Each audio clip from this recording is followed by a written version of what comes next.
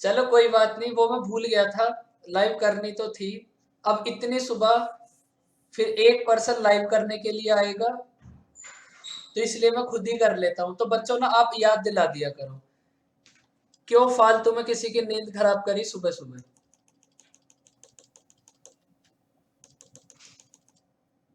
देखो, एक तो इसका हमारे पास होगा बेसिक मेथड, जो हमने अभी अभी देखा। लेकिन अगर ये क्वेश्चन एग्जाम में आएगा, अगर ये क्वेश्चन एग्जाम में आया, तो आप डायरेक्ट क्या करोगे, रूट ए प्लस रूट बी का होल स्क्वायर, रूट ए प्लस रूट बी का होल स्क्वायर।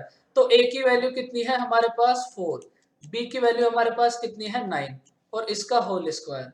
तो ये कितना होगा 2 प्लस 3 का होल स्क्वायर, 5 का स्क्वायर कितना होगा 25। तो अब देखो, एक और छोटी सी कहानी।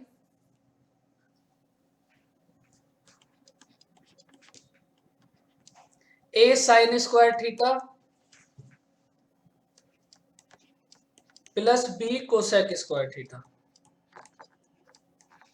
अब देखो यहां ना हमारे पास, और ये जो कॉन्सेप्ट है, अगर आप में से किसी को सीडीएस टाइप का कोई एग्जाम देना है, तो उनके लिए तो ये क्वेश्चन कॉन्सेप्ट बहुत जरूरी है। एसएससी में तो ऐसा नहीं आता, लेकिन सीडीएस वगैरह में रिपीट होता है बार बार।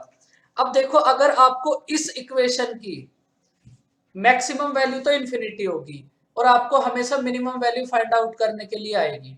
अगर आपको इस टाइप की इक्वेशन की मिनिमम वैल्यू फाइंड आउट करनी हो, तो बच्चों हमारे पास ना दो कंडीशन होंगी। दो कंडीशन क्या होंगी, एक कंडीशन में तो ए ग्रेटर देन होगा, और सेकंड कंडीशन में बी ग्रेटर देन होगा। इस टाइप के क्वेश्चन में हमारे पास, इस टाइप के क्वेश्चन में हमारे पास दो कंडीशन होंगी। फर्स्ट में तो ए ग्रेटर देन होगा, और सेकंड में बी ग्रेटर देन होगा।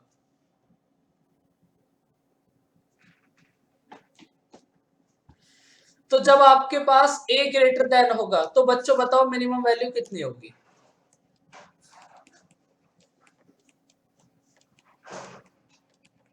तब तो मिनिमम वैल्यू हमारे पास यही होगी 2√ab, और जब b ग्रेटर देन होगा तब मिनिमम वैल्यू होगी a प्लस बी। जब हमारे पास a ग्रेटर देन होगा तो मिनिमम वैल्यू होगी 2√ab, और जब हमारे पास b ग्रेटर देन होगा तो मिनिमम वैल्यू होगी a प्लस बी। अब एसएससी में तो अभी तक जितनी बार भी क्वेश्चन आया है वो यही इसी पे आया है बस। अगर आप एसएससी के पॉइंट ऑफ व्यू से देखोगे, तो अभी तक 4 to 5 टाइम्स इस इक्वेशन पे क्वेश्चन आया होगा, और वो हर बार एक ही कंडीशन पे आया है, ए ग्रेटर देन हो बी, तो हमारे पास मिनिमम वैल्यू होगी 2√ab। और सेम अगर आप सीडीएस में देखोगे, तो सीडीएस में आगे हो गई 11 to 12 टाइम्स, और उसमें हर बार इस इक्वेशन पे आया है। तो आप ध्यान रखना, ऐसा कुछ नहीं है सीडीएस में इसी पे आएगा और सीजीएल में इसी पे आएगा, कभी ये रिवर्स भी हो सकते हैं, तो गलत मत कराना। तो बच्चों बात समझ आई। और जिसकी एज है वो सीडीएस का एग्जाम देना भी, बहुत ज्यादा इंटेलिजेंट बिल्कुल मत बनना, एग्जाम देना। अब देखो क्वेश्चन आएगा किस टाइप से, वो देख लो।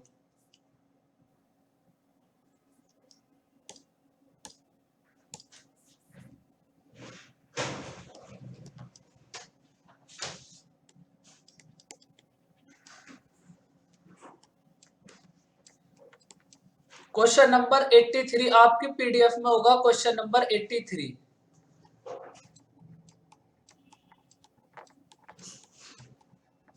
देखो, 4 sign square theta plus 9 cosec square theta, हमें इसकी मिनिमम वैल्यू फाइंड आउट करनी है, क्या होगी। तो सबसे पहले ये बताओ हमारे पास ए ग्रेटर देन है या फिर बी। भाई हमने जब देखा तो हमारे पास है बी ग्रेटर देन। अगर बी ग्रेटर देन है तो मिनिमम वैल्यू कितनी होगी। Good morning Charu. Good morning sir. निगाहें तरस गई आपकी आवाज सुनने के लिए, सॉरी कान। आजकल कहाँ हो? सर A+B होगा। बिल्कुल। मिनिमम वैल्यू होगी a प्लस बी, तो कितना होगा 4 प्लस 9 13। अगर आपके पास b ग्रेटर देन है तो मिनिमम वैल्यू कितनी होगी a प्लस बी 13। अब सेम इसका रिवर्स देख लो।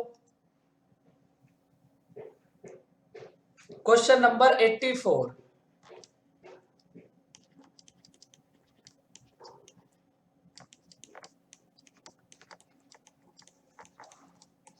और देखो जब आप एग्जाम में ऑप्शन देखोगे ना तो आपको ऑप्शन दोनों मिलेंगे। 2√ab के से सॉल्व करने के बाद आएगा वो भी, और a प्लस बी वाला भी। तो बच्चों याद रखना थोड़ा सा। अब देखो सबसे पहले हमारे पास a ग्रेटर देन है या फिर b, बस इसमें आपको यही देखना है a ग्रेटर देन है या फिर b। तो अब की बार हमारे पास a ग्रेटर देन है। अगर a ग्रेटर देन है तो मिनिमम वैल्यू कितनी होगी 2√ab, तो ये कितनी होगी 6। बताओ बच्चों बात समझ आई?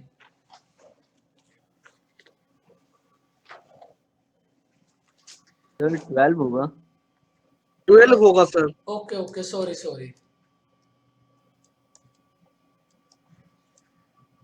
ये होगा 12। तो बच्चों देखो ट्रिग्नोमेट्री के मैक्सिमम कॉन्सेप्ट इतने ही हो सकते हैं, सारे कॉन्सेप्ट हो गए। अब बस इस पे आपको प्रैक्टिस करनी है। और देखो प्रैक्टिस करने के लिए भी क्या होगा, आपको 85 क्वेश्चंस तो करा दिए, उसके बाद 25 क्वेश्चन एक बार टेस्ट में दे दिए ट्रिग्नोमेट्री के, 25 क्वेश्चन इस बार टेस्ट में मिल जाएंगे। उसके बाद फिर मैं और प्रैक्टिस कराऊंगा। तो आप ये समझ लो एडवांस मैथ के हर एक चैप्टर के आपके पास 200 क्वेश्चन तो हो ही जाएंगे, और इससे ज्यादा करने की तुम्हें जरूरत भी नहीं है। बस आपको एक काम करना है, जो क्वेश्चन भी टेस्ट में आते हैं, आपका काम क्या होगा, जो क्वेश्चन भी टेस्ट में आते हैं जब उसका सॉल्यूशन मिलता है तो उसको ना एक जगह अलग से नोट कर लो। ट्रिग्नोमेट्री के क्वेश्चन एक साथ, ज्योमेट्री के क्वेश्चन एक साथ। स्टार्टिंग में मैंने आपको ज्योमेट्री के क्वेश्चन दिए थे, वो 19 मेंस के थे। अब ऐसे ही 19 मेंस के दिए पहले, उसके बाद प्री के दिए सारे। अब उसके बाद सेम प्रोसेस ट्रिग्नोमेट्री में होगा, सेम प्रोसेस अलजेब्रा में होगा। तो इनको ना नोट करते रहना, इतने आलसी भी मत बनना। अब आपको कॉन्सेप्ट तो मैंने खुद से लिख के दे ही दिए, तो उनको तो आप नोट कर ही लेना कम से कम, और उससे ज्यादा ना आपके एग्जाम में कुछ भी नहीं आएगा।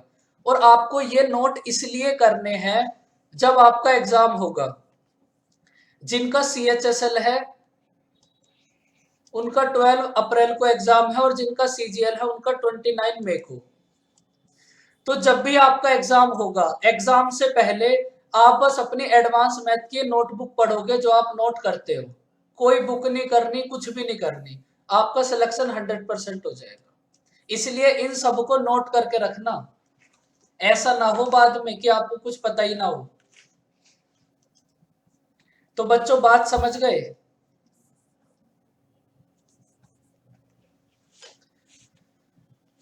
बोलो बच्चों। और ये जो हमारे नए वाले बच्चे हैं, भाई देखो क्वेश्चन तो ये भी नोट कर ही लेना, PDF इनको भी मिल जाएगी।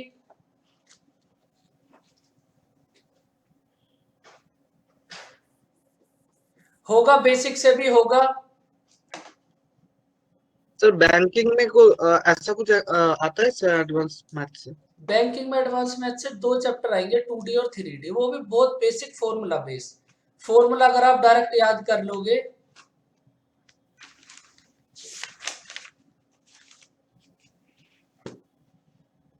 इंद्रनील उस क्वेश्चन को मैं एक बार चेक करूंगा फिर आपको बताऊंगा। देखो मुझे जो टाइम मिलता है ना वो बस सैटरडे में मिलता है बस, क्योंकि उसके अलग तो मैं सारा दिन तुम्हारे नोट्स ही बनाता रहता हूँ, दिन में भी और रात में भी। तो सैटरडे में मेरी एक क्लास होती है, तो इसलिए उस दिन मैं सारे क्वेश्चन देख लूंगा। 3-4 क्वेश्चन और भी हैं जो मुझे देखने हैं, उसके बाद आपको बता दूंगा। तो इतने दिल में दर्द मत रखो। तो बच्चों अब हम क्या पढ़ेंगे बताओ, ये तो बताओ, अभी तक मैंने आपको 4 बार बता दिया।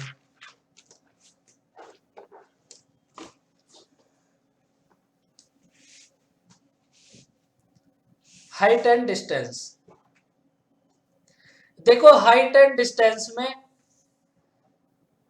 प्री में तो कोई क्वेश्चन भी नहीं आएगा, प्री में तो आएगा नहीं एक क्वेश्चन भी। देखो जो आपका मिस हो गया वो सब कुछ फिर से होगा।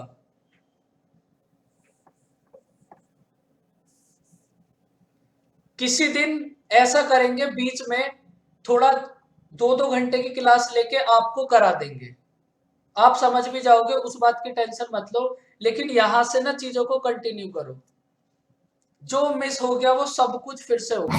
ऐसे करेंगे बीच में थोड़ा 2-2 घंटे की क्लास लेके आपको करा देंगे। भाई आप म्यूट करो राम, लेकिन यहां से ना चीजों को कंटिन्यू करो, जो मिस हो गया वो सब कुछ। मुश्किल राम म्यूट करवा। আসলে इसमें जाओ देखो हाँ ना कौन है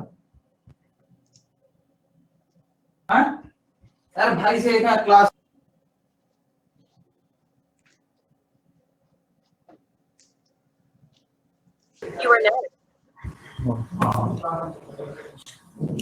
देखो जिसका अभी मिस हो गया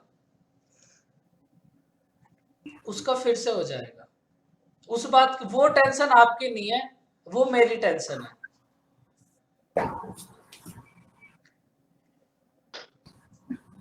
सर हाँ जी, सर मेरा सर ज्योमेट्री छूटा है। जो भी मिस हो गया वो सब होगा। Okay sir. सर मेरा भी छूटा था क्योंकि मैंने ज्योमेट्री का हमारा पहले नहीं था, हमारा टेक्नोमेट्री से स्टार्ट हुआ था। जो भी मिस हुआ है, देखो एक बात समझो, जो भी मिस हुआ है वो तुम्हारा सब कुछ हो जाएगा, सब कुछ। लेकिन अब आप साथ के साथ समझो जो चल रहा है सब कुछ होगा। देखो ज्योमेट्री तो ज्यादातर सब बच्चों को मिस हुआ है, बस वो कुछ ही बच्चे थे जिनका हुआ था, तो मुझे याद है, आप टेंशन मत लो। बस सबसे पहले आप एक बार अलजेब्रा कर लो, उसके बाद आपको ट्रिग्नोमेट्री करा देंगे।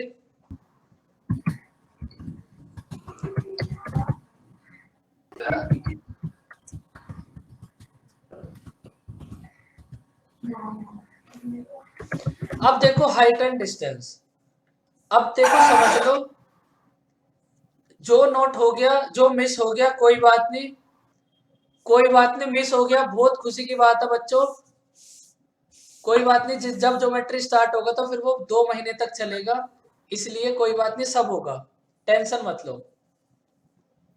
अब इसको समझो, देखो प्री में तो क्वेश्चन आएगा नहीं, अगर क्वेश्चन पहली बात तो 99% चांस है क्वेश्चन आएगा नहीं। मेंस में भी अगर क्वेश्चन आया तो 10 क्वेश्चंस में से एक क्वेश्चन बस, अगर वो भी आया तो आया, वरना वो भी नहीं आएगा। तो ये जो हाइट एंड डिस्टेंस है ना, इसके एग्जाम के पॉइंट ऑफ व्यू से कोई वेटेज है ही नहीं, कोई भी इसकी वेटेज बिल्कुल नहीं है। प्री में तो 99% है कि एग्जाम में क्वेश्चन आएगा ही नहीं, और मेंस में भी अगर क्वेश्चन आया तो 10 में से ओनली 1 क्वेश्चन आएगा, ओनली 1। तो उस बात को लेके ज्यादा परेशान मत होना, मैं आपको जो बात समझाऊंगा बस इनको समझ लो। अगर एक क्वेश्चन आएगा तो आप 100% करके आओगे। देखो अब आप ये बताओ,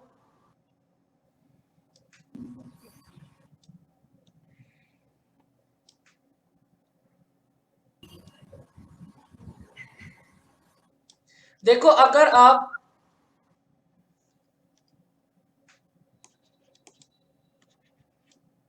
भाई जिनको पता हो वो बोलना, जिनको नहीं पता कोई बात नहीं, वो थोड़ा सा हाथ तुम नोट कर लो। क्वेश्चंस तो आपको सब कुछ मिलेंगे सॉल्व हुए, लेकिन आज की बातों को ना नोट कर लेना। अब आप ये बताओ, अगर आप पॉइंट सी से पॉइंट ए को देखोगे, आपने पॉइंट सी से पॉइंट ए को देखा, देखो ऐसे आपके बहुत सारे पॉइंट होंगे जिनको आप नीचे से खड़े होकर देखते हो, होंगे ना बच्चों, सबके अपने अलग अलग पॉइंट होंगे। तो आप ये बताओ, जब आप C से A को देखोगे तो वो आपके पास उस एंगल का नाम क्या होगा? देखो सबके अपने एंगल ऑफ एलिवेशन। एलिवेशन, बिल्कुल। जब आप पॉइंट C से खड़े होके अपने टारगेट को देखोगे A को, तो आपके पास ये जो एंगल बनेगा, इस एंगल का नाम क्या होगा? एलिवेशन। अब ना आप इसका रिवर्स याद रखना। अगर आपको क्वेश्चन में गिवन है एंगल ऑफ एलिवेशन, अगर आपको क्वेश्चन में गिवन है एंगल ऑफ एलिवेशन, तो इसका मीनिंग क्या होगा कि आप नीचे से ऊपर की तरफ देख रहे हो, बॉटम से टॉप की साइड देख रहे हो। अगर आपको अब क्वेश्चन में आपको ऐसे गिवन नहीं होगा एंगल ऑफ, आप सी से इसको देखा, उससे उसको देखा, आपको होगा एंगल ऑफ एलिवेशन। जहां भी एंगल ऑफ एलिवेशन आएगा आप तुरंत समझ जाना आप सी से ए को देख रहे हो, तो वो होगा एंगल ऑफ एलिवेशन।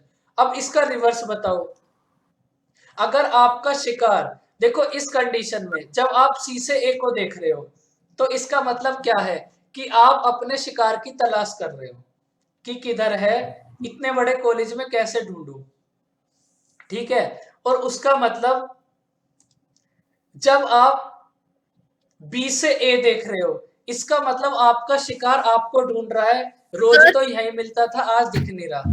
बोलो चारो। Sir sir angle of allegation बताना दोबारा एक बार। एलिगेशन नहीं, एलिवेशन। एलिवेशन मीन्स चारू, जब आप सी से ए को देखोगे, जब आप नीचे से ऊपर देखोगे, बॉटम से टॉप, तो वो होगा एलिवेशन। और जब आप ऊपर से नीचे देखोगे, टॉप से बॉटम, तो वो होगा डिप्रेशन। बताओ बच्चों, बात समझ आई? और बस आपको ये दो ही बात समझनी है। सर डिप्रेशन का क्या था? बॉटम से ऊपर से टॉप? नीचे।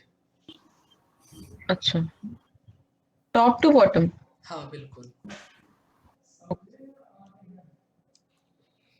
जब आप सी से ए को देखोगे तो ये होगा आपके पास ई, और जब आप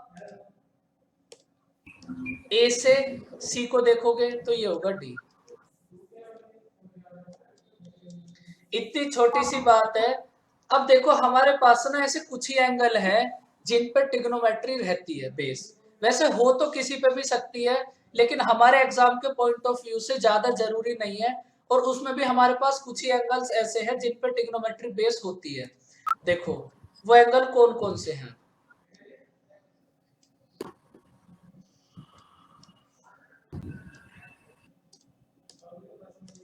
देखो अगर आपके पास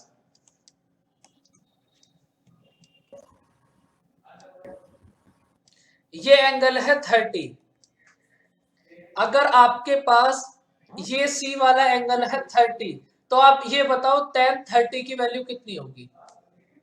1/√3। और जो बात मैं समझाने की कोशिश कर रहा हूं बस उसको समझ लेना, trigonometric height and distance complete हो जाएगी। देखो अगर आपके पास परपेंडिकुलर है 1, बेस है √3, तो h कितनी होगी? बहुत डिफिकल्ट क्वेश्चन है बच्चों, बताओ। 2। अगर आपके पास है 30, आपने एंगल ऑफ एलिवेशन बनाया 30 डिग्री का, तो आपके पास ये जो परपेंडिकुलर है ये होगा 1, बेस होगा √3, और h कितनी होगी 2।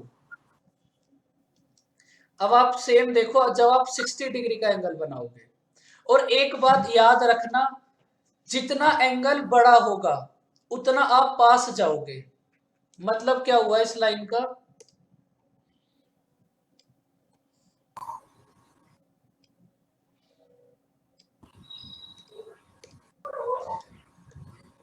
ये है आपके पास 60 डिग्री, तो बच्चों बताओ tan 60 कितना होगा? √3। तो हम इसको कर लेते हैं √3/1।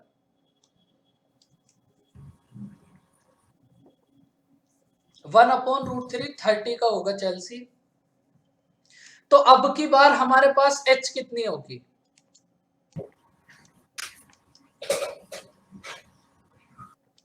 h तो हमारे पास अब भी 2 होगी। अब आप मुझे ना एक बात बताओ, ये एंगल है ना, इसको देखो पहले, ये एंगल है 90, ये एंगल है 30, तो ये ऊपर वाला एंगल जो है ए वाला, ये कितना होगा? बोलो बच्चों, एक ट्रायंगल के तीनों एंगल का सम कितना होगा? 180। उसमें एक एंगल है हमारे पास 90, 60, एक एंगल है 30, तो ये हमारे पास जो रिमेनिंग एंगल है ये कितना होगा? 60। 60, अब सेम हम इधर देखते हैं, एक एंगल है 90, एक एंगल है 60, तो ये ऊपर वाला एंगल कितना होगा? 30, सर 30। अब ना आप जब इस फिगर पे बहुत अच्छे से स्टडी करोगे तब भी आप एक बात समझ नहीं पाओगे, वो क्या है भाई? हमारे पास जो h है, ये जो हमारे पास h है, ये 30 डिग्री के सामने वाली साइड की डबल है। और अगर आप ये बात क्वेश्चन में समझ पाए तो कितना भी बड़ा क्वेश्चन क्यों ना हो, सेकंडों में सॉल्व हो जाएगा। ये जो हमारे पास h है, ये 30 डिग्री के सामने वाली साइड की डबल है। और सेम जब आप फिगर बी में देखोगे, जो हमारे पास h है वो 30 डिग्री के सामने वाली साइड का डबल है। बताओ बच्चों, ये बात समझ आई? और इसको नोट कर लो, बहुत अच्छे अच्छे क्वेश्चन हम इसी कॉन्सेप्ट से करेंगे। हमारे को कहीं टेन यूज नहीं करना, कहीं कोट यूज नहीं करना, कुछ भी यूज नहीं करना। बस आप एक बात याद रखो, ये जो h है ये 30 डिग्री के सामने वाली साइड की डबल होगी। एक बात तो इस फिगर में हमारे पास ये है, करो बच्चों इसको नोट, और नोट करने के बाद बताना भी होता है कि नोट हो गया। ये जो हमारे पास h है ये 30 डिग्री के सामने वाली साइड का डबल होगा। अब एक बात तो हमारे पास ये है,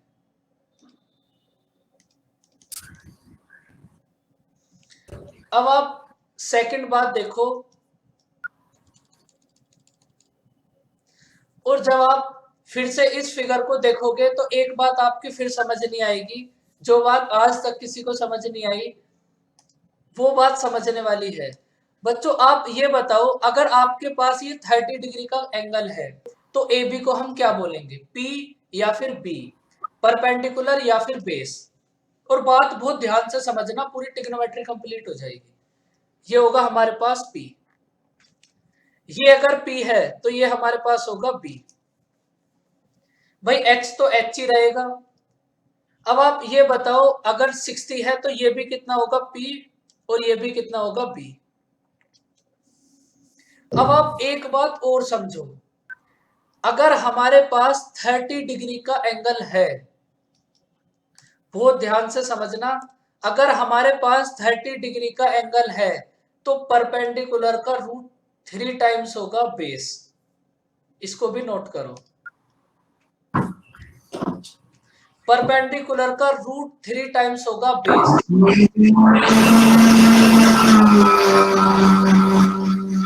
चारों अब आपकी टक्कर के हमारे पास बहुत सारे पर्सन आ चुके हैं। Where is Charu?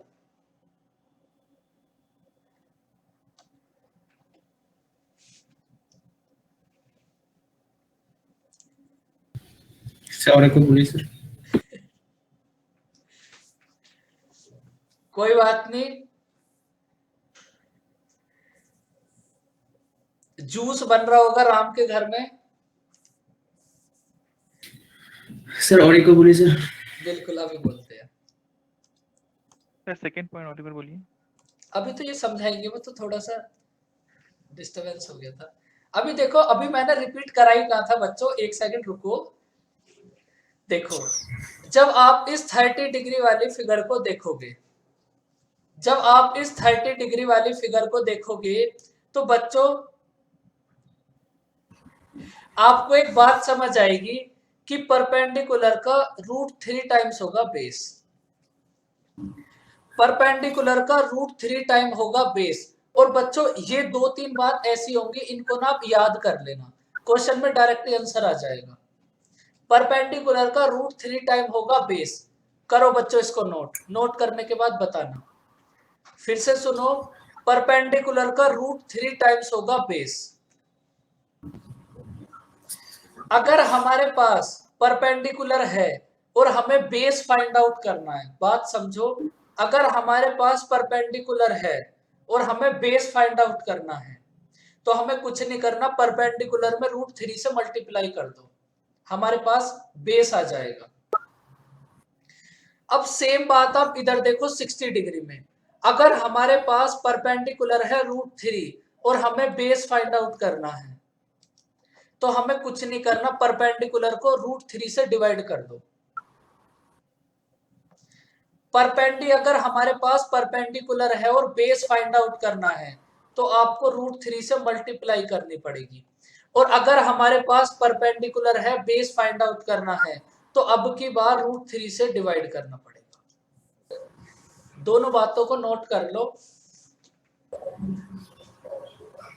मतलब 60 और 30 के लिए अलग अलग है। हाँ 60, अगर आपके पास 30 डिग्री है और परपेंडिकुलर है, देखो फिर से समझो, कंफ्यूज मत हो। देखो ट्रिको बस इतनी थी, अब आपको प्रैक्टिस करानी है, वो मैं आपको धीरे धीरे कराऊंगा। सबसे पहले आप ये बताओ बच्चों,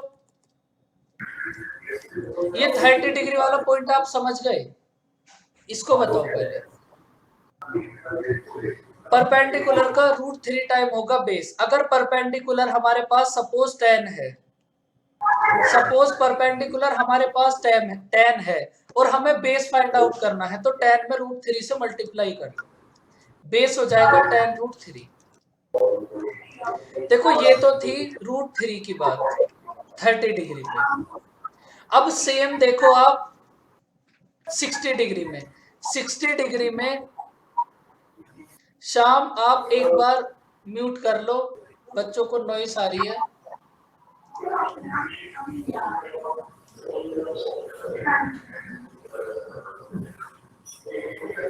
देखो आप कोई बात नहीं, मैं थोड़ा तेज बोलता हूं, थोड़ा समझो।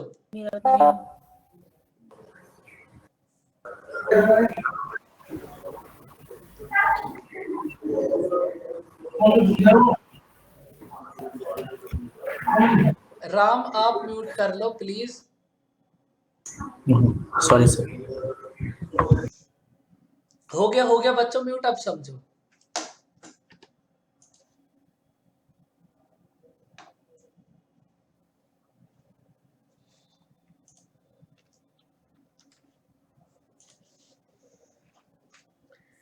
देखो ये तो था आपके पास 30 डिग्री के लिए, अब सेम ना आप 60 डिग्री के लिए देखो। अगर हमारे पास परपेंडिकुलर है, कंफ्यूज मत होना, इन दोनों को अलग अलग बनाओ पहले।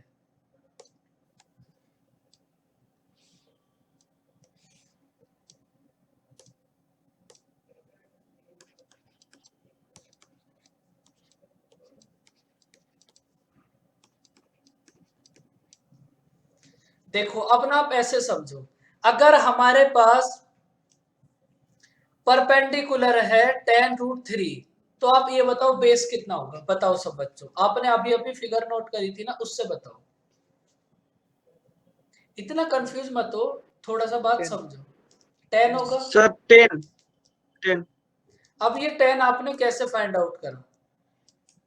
Divided by √3। बिल्कुल। अगर हमारे पास परपेंडिकुलर कुछ भी है, परपेंडिकुलर कुछ भी है, अगर हम उसको √3 से डिवाइड कर देंगे तो हमारे पास ना बेस आ जाएगा। 30 डिग्री में मल्टीप्लाई करनी पड़ेगी, 60 डिग्री में डिवाइड करना पड़ेगा √3 से। बताओ बच्चों बात समझ आई दोनों? बाकी कंफ्यूजन क्वेश्चन में क्लियर हो जाएगा।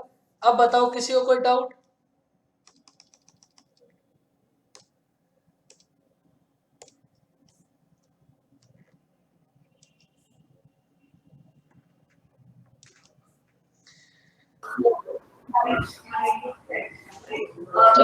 हाँ जी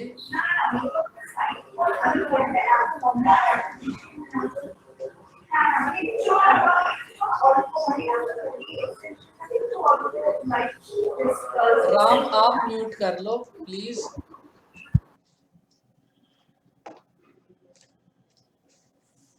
ये तो डिवाइड वाला केस था, लेकिन मल्टीप्लाई वाला केस किस में यूज होगा? 30 डिग्री में। 30 डिग्री का एंगल जब होगा तब हम मल्टीप्लाई करेंगे। और जब हमारे पास देखो ऐसा थोड़ी ना है कि हमारे पास, देखो एक केस और है उसको भी देख लो, उसके बाद समझेंगे फिर। देखो अगर हमारे पास 45 है, अगर हमारे पास 45 है, तब आप बताओ 10 45 कितना होगा? 1 सर। तो हम इसको क्या नोट कर सकते हैं? 1/1। तो अब की बार हमारे पास h कितना होगा? √2।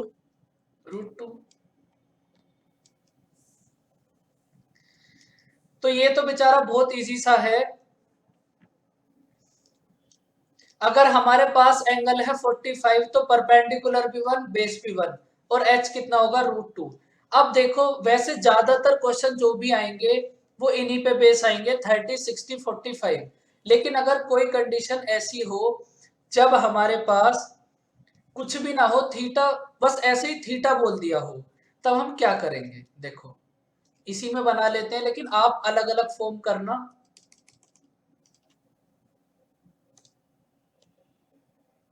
ये है हमारे पास थीटा, एंगल है हमारे पास थीटा, और हमारे पास परपेंडिकुलर है h।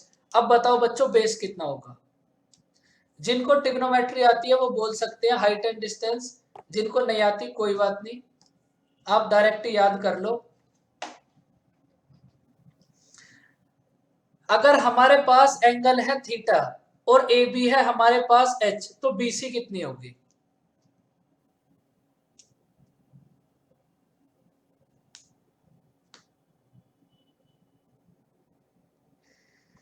आप ना एक काम करना, H is equal to base into tan theta, I think.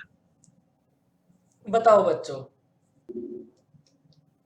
h cos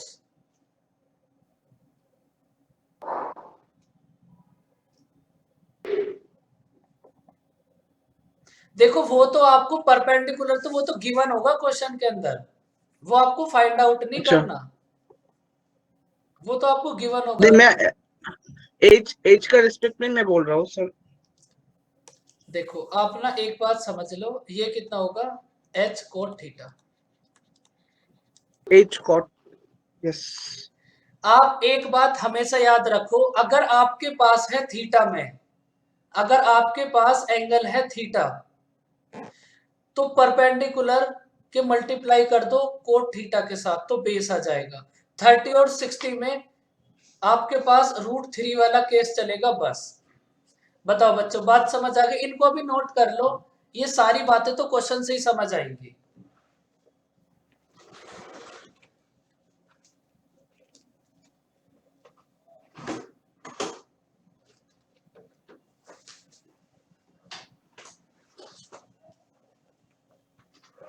बताओ बच्चों इन तीनों को देखो, बात समझ आई?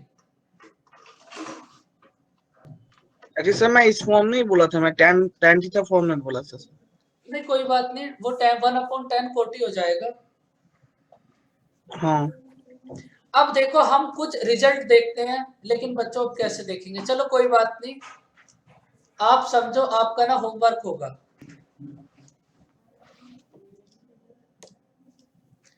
देखो यहाँ ना हमारे पास कुछ रिजल्ट होते हैं, वो वैसे तो आपको याद ही करने हैं, लेकिन याद करने से पहले आपको एक बार ये भी देखना है वो आए कैसे। अगर आपने ये देख लिया ना, तो बस ट्रिग्नोमेट्री में फिर कुछ भी नहीं बचेगा।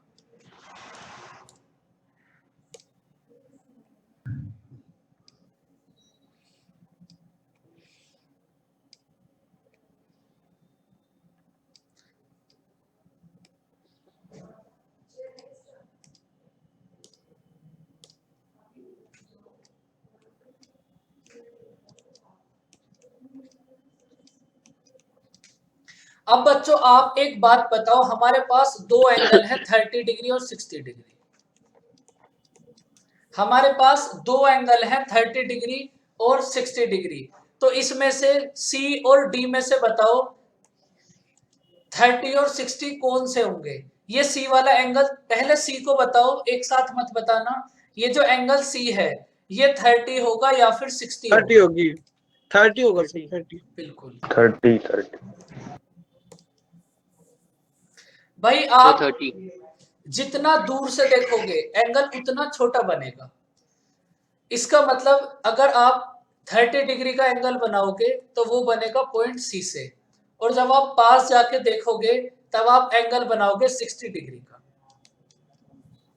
अब देखो ये एंगल है हमारे पास 30, एक एंगल है हमारे पास 60, और परपेंडिकुलर तो दोनों में ही कॉमन है।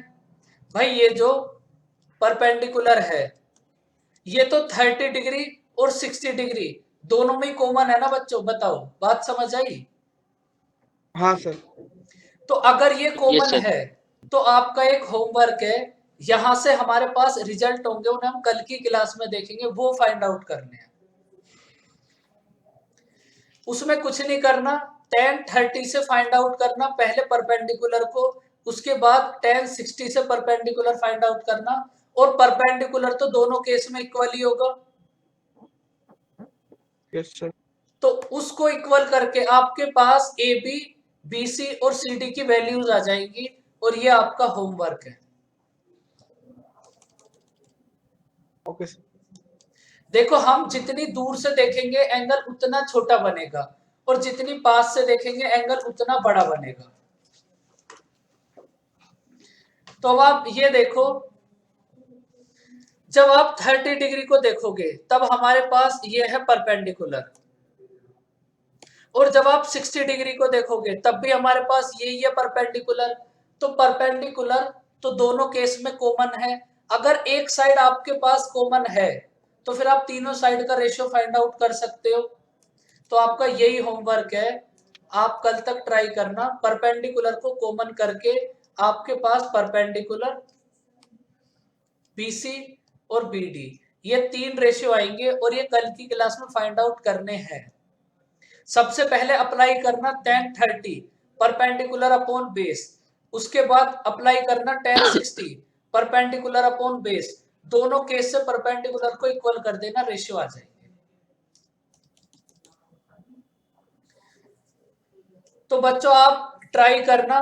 फिर अब ये जो न्यू वाले स्टूडेंट हैं इनकी बीडी क्लास- और सीडी का रेशियो सर, हमारे पास ये रेशियो आएगा, ये रेशियो। हाँ देखो टर्म मुझे डायरेक्ट Yes. चाहिए, इस टाइप से √312 इस टाइप से कितने होंगे न्यूमेरिक वैल्यू में, तो वो आपको फाइंड आउट करना है। थोड़ा सा दिमाग यूज करना, कल तक का आपके पास, बहुत ज्यादा यूज मत करना। देखो जो नए वाले बच्चे हैं वो भी सुन लो, क्योंकि पुराने वालों को तो मैंने समझा ही दिया अब तक।